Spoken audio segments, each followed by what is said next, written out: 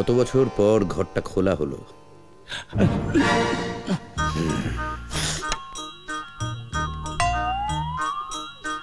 আমার পিতা ঈশ্বর উদয়নারায়ণ চৌধুরী।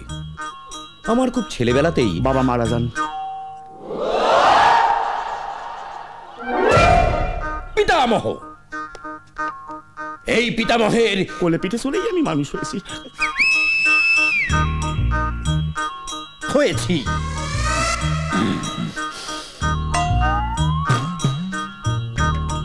দেখলি নকুল, দাদু চোখ মারলো। হ্যাঁ রে, তুই পেছনে কি করছিস? কর্তা আপনার কাছা খুলে গেছে কর্তা। আর তুমি হাতে নিয়ে ঘুরে বেড়াচ্ছ? বুঝে দেখালাম দাদা। এই দিচ্ছি কর্তা, আপনার শরীরখানা একটু এবার দেবেন। ছড়ি দিয়ে কি করবে? ওই শরীরখানা দিয়ে একটু খুঁচিয়ে দিলে বের হয়ে আসতে পারবে না, সোজা হয়ে যাবেন।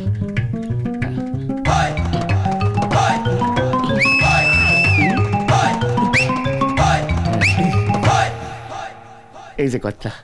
বুঝলি নকুল, আগে তখন এই জলসা ঘরে হ্যাঁ কত বড় বড় ওস্তাদ আসতেন। লখনৌ থেকে সুন্দরী বাইজি আসতো। দেখতে ইচ্ছে করে কর্তা। কি দেখতে ইচ্ছে করে? ওই বাইজি না। আমি বলে কোনোদিন দেখিনি না, একবার দেখেছিলাম। তখন আমি খুব ছোট, বুঝলি।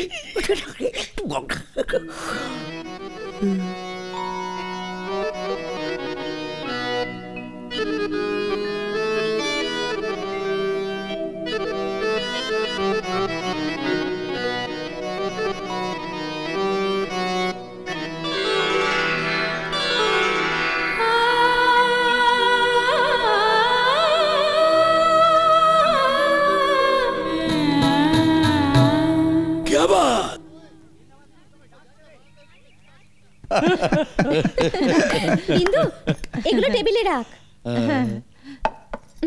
আরে বাহ, আজকের আইটেম লুচি দারুন। বিন্দু, জলটা নিয়ে আয়। হ্যাঁ আনছি। ও অগরের কথা বলো। হ্যাঁ। একবার বৈদ্যনাথ স্যার সেই কম্পাসে করে কাগজ গোল করে কাটতে বলেছিল, তারপর ওই রকম কেটেছিল। স্যার বললেন এ কি করেছিস, এ তো জলমগ্ন মেদিনীপুর। এমনিটা বলিনি দাদু, তোমরা সবাই এক স্কুলে পড়তে? আরে শুধু পড়তাম কি রে, একসঙ্গে ফেলও করতাম। দর্পনারায়ণ তো এখন এলো না, 10টা বাজেনি বুঝি? জানেন তো, বাবার 1 মিনিট এদিক ওদিক হবার নয়। ওই দেখুন, বাবা আসছেন।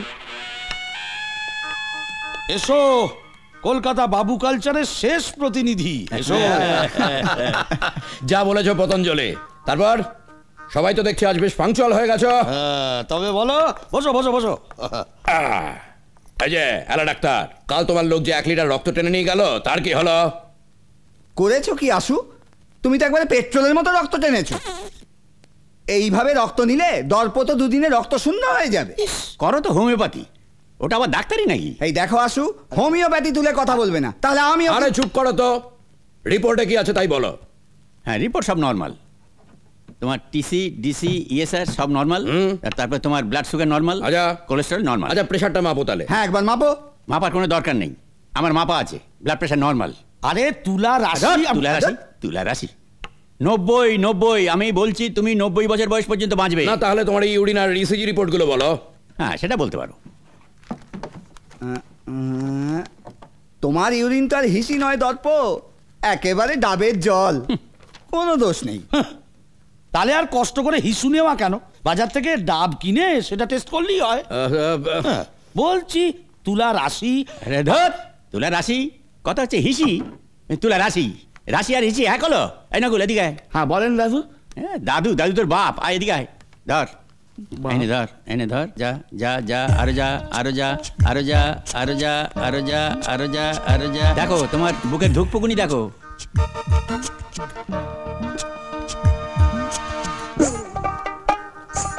এটা কি? তোমার হাট তো ব্যাঙাচির নয় দর্পনারায়ণ, একেবারে আস্ত কানাডা ইঞ্জিন। 100 বছর বাঁচা তোমার কি আটকায়? উত্তর নকুল গুটিয়ে নে।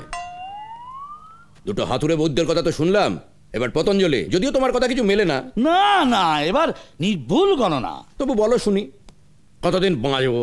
তুলা রাশি, সিংহ লগ্ন, মঙ্গল জাতকায় বৃহস্পতি সহায়ম, প্রাপ্ত যোগেন দর্প নারায়ণম, গুরু কৃপায় শতায়ু ভবতি স্ম। তুমি 100 বছর বাঁচবে। তার মানে তোমাদের সবারই বক্তব্য আমি 100 বছর বাঁচব। মাচা মরার কথা কেউ ভাবে বলতে পারে? তাই আমি ঠিক করেছি, আমার সব সম্পত্তি আমি আমার ছেলে মেয়েদের নামে উইল করে দিয়ে যাব। তুমি কি সন্ন্যাস নিচ্ছ নাকি দর্প? আমি হলাম পরমহংসদেবের চেলা।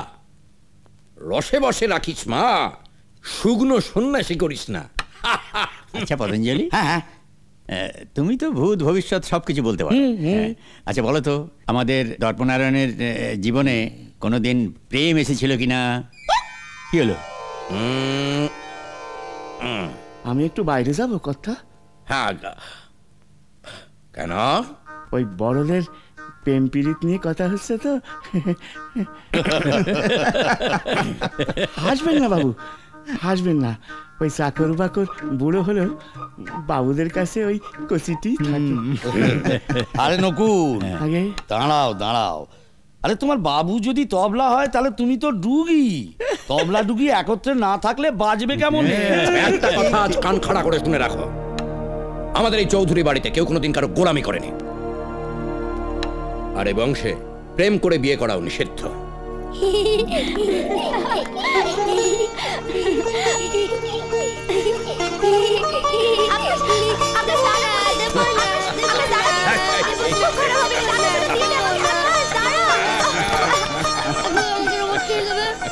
ওটা কি রে দাদু ভাই? এই দেখো, এসে কি সুন্দর ছবি এঁকেছে।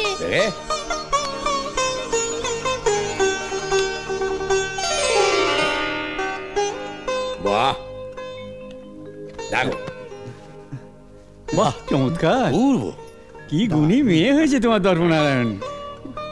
রূপে লক্ষ্মী, গুণে সরস্বতী একেবারে। বেঁচে থাকো মা। সবার মুখ উজ্জ্বল করো। তুমি এত সুন্দর ছবি আঁকো খুকি, আর আমি বাবা হয়ে জানতাম না। নকল, আগে এই ছবিটা নিয়ে গিয়ে ঘরে রেখে দে, যত্ন করে রাখ, পরে বাঁধিয়ে বৈঠকখানে টাঙাবো। আচ্ছা, আমি আসি। হ্যাঁ এসো এসো এসো। আয় আকাশ, রোবট খেলবে ভালোবাসি। সবসময় দুষ্টু। চলো ভারী মিষ্টি মেয়ে তোমার দর্পনারায়ণ। তাই তো। আচ্ছা দর্পনারায়ণ, এই মেয়ে যদি কাউকে ভালোবাসে তাহলে তুমি তা মেনে নেবে না? আগে যা ঘটেনি তা ভবিষ্যতেও ঘটবে না। কিন্তু গোপনে যদি কিছু ঘটে, হুম, তুমি তো জানতেও পারবে না। কিছু একটা করতে হবে। কি করবে? তবে কি গোয়েন্দাগিরি করবে?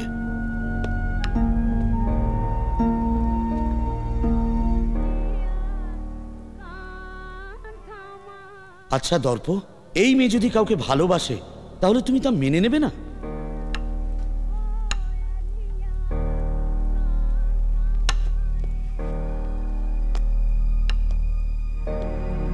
কিন্তু গোপনে যদি কিছু ঘটে, তুমি তো জানতেও পারবে না।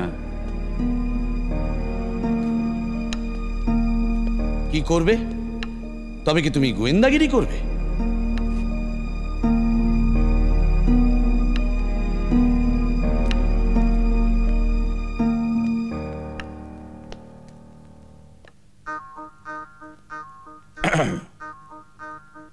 যদি আমার ছেলেরা কুপথে যায়, খুকি যদি প্রেম করে, তাহলে কি করে জানবো আমি? তুমি আমার পরামর্শ দাও দাদু। গোয়েন্দা লাগা, গোয়েন্দা।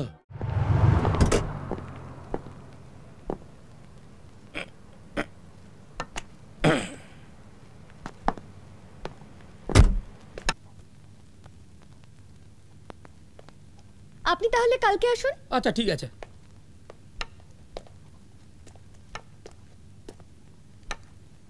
Good morning sir. Good morning. বলুন স্যার। আমি দর্পনারায়ণ চৌধুরী। মিস্টার শ্যানালের সঙ্গে আমার অ্যাপয়েন্টমেন্ট আছে 11টায়। স্যার আপনার জন্যই ওয়েট করছেন। স্যার, মিস্টার ডিএন চৌধুরী এসেছেন। দর্পনারায়ণ চৌধুরী। সরি, যান স্যার, ঢুকেই ডান দিকে চেম্বার।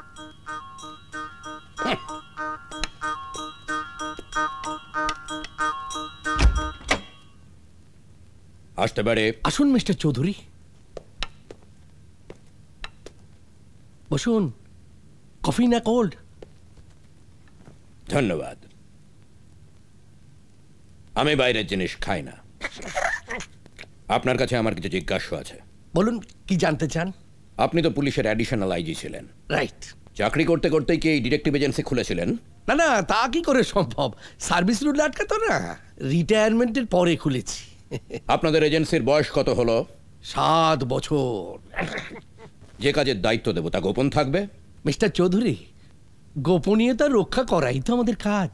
যদি ফাঁস হয়ে যায় আমি আপনাদের বিরুদ্ধে কেস করব। যদি বলেন আন্ডারটেকিং দিতে পারি। দরকার নেই। আপনাকে কিভাবে হেল্প করতে পারি বলুন। কয়েকজন সম্পর্কে আমার গোপন তথ্য চাই। এই কেসটা আমার অ্যাসিস্ট্যান্ট রাহুল হ্যান্ডেল করবে। আপনি নয় কেন? আমি চুরি, খুন, ডাকাতি এইসব কেসগুলোকে হ্যান্ডেল করি। মিস্টার চৌধুরী, আপনার কেসের যা ধরন, ওই রাহুলের মতো ব্রিলিয়ান্ট ছেলেরই আপনার দরকার। আপনি 100% নিশ্চিন্ত থাকতে পারেন। ও হচ্ছে আমাদের অফিসের ফেলুদা। হেলু দা দা বাবা রাহুল, তোমার কাছে মিস্টার চৌধুরীকে পাঠাচ্ছি। তুমি ওনার কাছ থেকে সব শুনে ইনভেস্টিগেশনটা শুরু করে দাও। Okay sir. আর যান, আপনি রাহুলের সঙ্গে কথা বলুন গিয়ে, বেরিয়েই মা দিকে। ধন্যবাদ।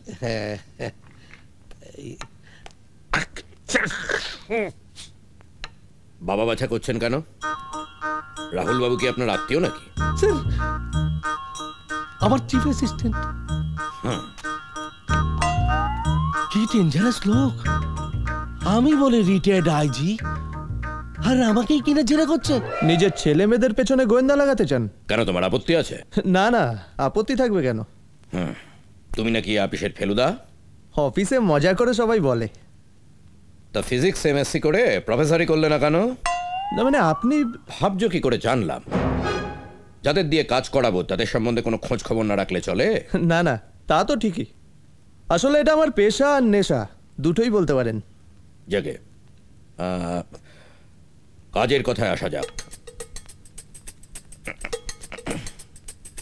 আমার বড় ছেলে শ্রীযুক্ত দেবনারায়ণ চৌধুরী এক্সপোর্ট ইম্পোর্টের ব্যবসা করে। কোম্পানির নাম ইন্টারন্যাশনাল এক্সপোর্টস, 12 পার্ক রোড।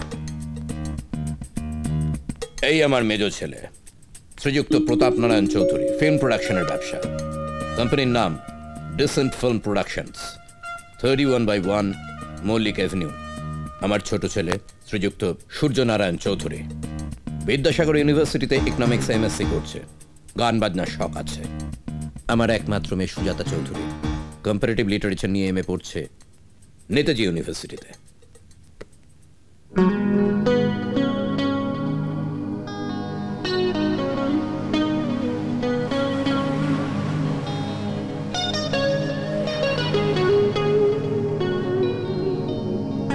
এত কি ভাবছো বলো তো? হ্যাঁ, আচ্ছা, এরা কি কোনো ক্রাইমের সঙ্গে যুক্ত?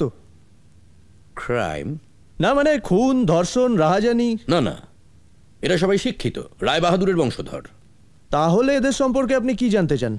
আমি এদের গতিবিধি সম্বন্ধে ডিটেলে জানতে চাই। মানে এরা কোথায় যায়, কি করে, কাদের সঙ্গে মেলামেশা, এইসব। ওকে, বাড়ির অ্যাড্রেসটা বলুন। বাড়ির অ্যাড্রেস দিয়ে কি হবে? যতদিন ইনভেস্টিগেশন চলবে ততদিন আমার বাড়িতে যাবে না। বাড়িতে একটা ল্যান্ডলাইন আছে, আমার ঘরেই থাকে, তার নাম্বারটা লিখে রাখো, 23759834। কেন বাড়িতে যেতে বারণ করছি কারণটা নিশ্চয়ই বুঝতে পারছো। আপনার ছেলেমেয়েরা আমাকে চিনে ফেলতে পারে। কারেক্ট। কাজটা কিন্তু খুব সাবধানে করতে হবে, কেউ যেন কিছু জানতে না পারে। দেখুন স্যার, গোপনীয়তা রক্ষা করাই এই পেশার প্রধান দায়িত্ব। 4 মাসের মধ্যে আমার সমস্ত রিপোর্ট চাই, আর 4 জনের নামে আলাদা ফাইল করে দেবে। ঠিক আছে স্যার। তোমার কি এদের সম্বন্ধে আর কিছু জানার আছে? তেমন কিছু দরকার হলে আমি ফোন করে নেবো স্যার। বেশ। আর একটা কথা। হ্যাঁ স্যার। মিস্টার সান্যালের সঙ্গে কি তোমার কোনো সম্পর্ক আছে? নিশ্চয়ই, হি ইজ মাই বস।